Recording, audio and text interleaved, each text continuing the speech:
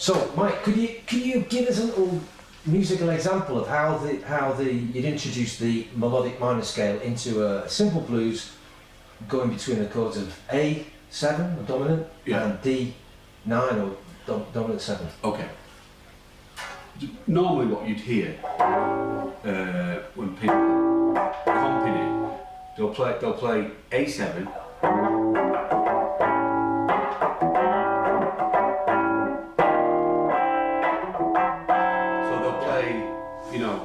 Chord that is a semitone up from the 4 chord. Just to lead in. Just to lead into the 4. To lead in. Yeah. So it's great if you can catch that chord, catch that sound. At the moment, that which is E flat 9 sounds, you are going to move to the A altered scale. Yeah, A altered scale means exactly what it says on the can. It's all the notes in it except the A are altered. So you've got A, then you have a flat 2 of A, flat 3, flat 4, flat 5, flat 6, flat 7, A, which is 8. So you literally do what it says on the can. So the thing about that is you need to know your A7 scale, which is an A, what we call mixolydian. The mixolydian scale. So it's a mixolydian scale, which is this.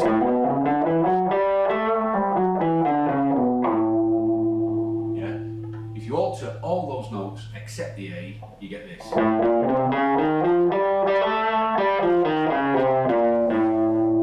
sound altogether. Absolutely, but each of those notes leads in to the D9 chord in a very smooth way, and you'll hear these sounds all the time, but to a lot of people they're quite a mystery. So. But that is the source of those sounds. That A altered. So if I just is it this one? Press. Second one. You'll have to let it know.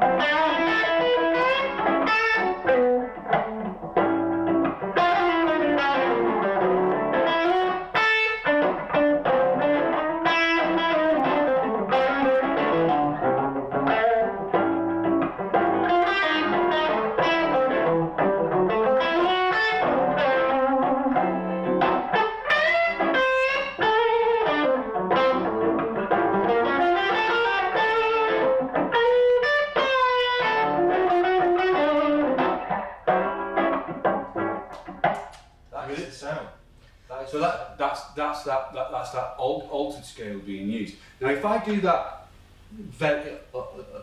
a bit slower, so you can really, in terms of what I'm playing, so you can really hear each of the notes. The thing to do is to not, when you're learning something like this, is to not take it on as a whole thing.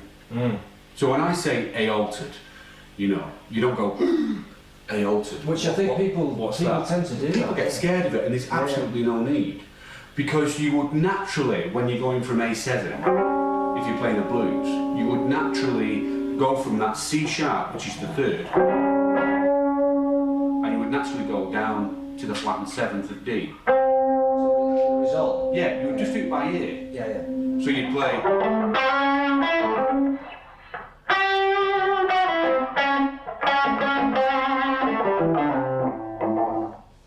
That happens very naturally for a lot of people.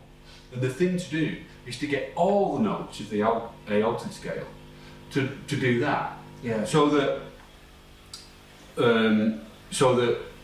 before we said it was root, flat 2, flat 3. Yeah. All those notes have a destination.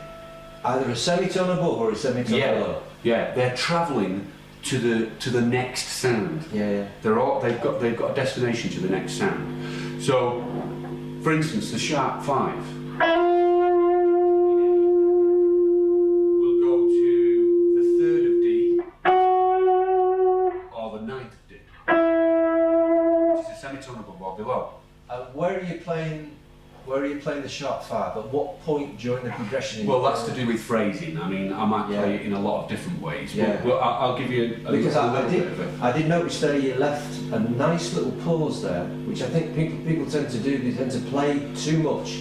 Sure. The pause meant as much as the note. Sure, totally. So Yeah. oh, absolutely. But that's a phrasing issue. You know? Yeah, so, of course. So first of all, what you want to try and do is, when you're learning this stuff, is just play it very simply, maybe just on the beat, you know, so that you actually get it. Yeah.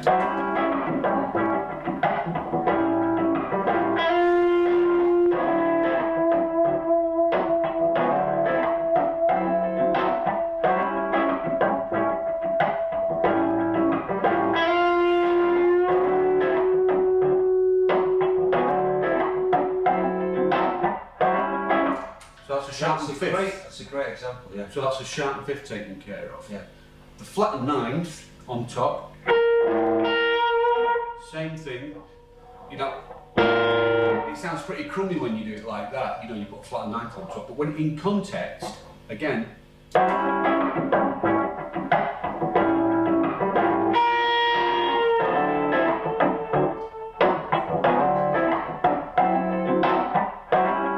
You'll go all this time.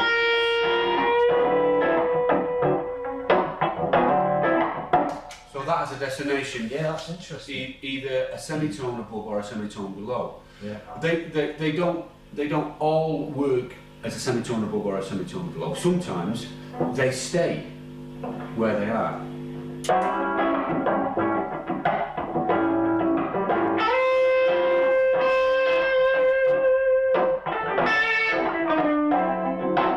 So that's a sharp 9.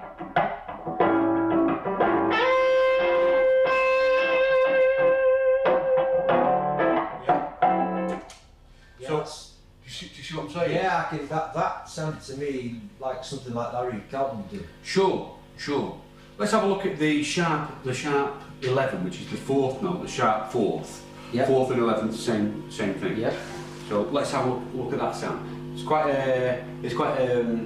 It's a juicy sound.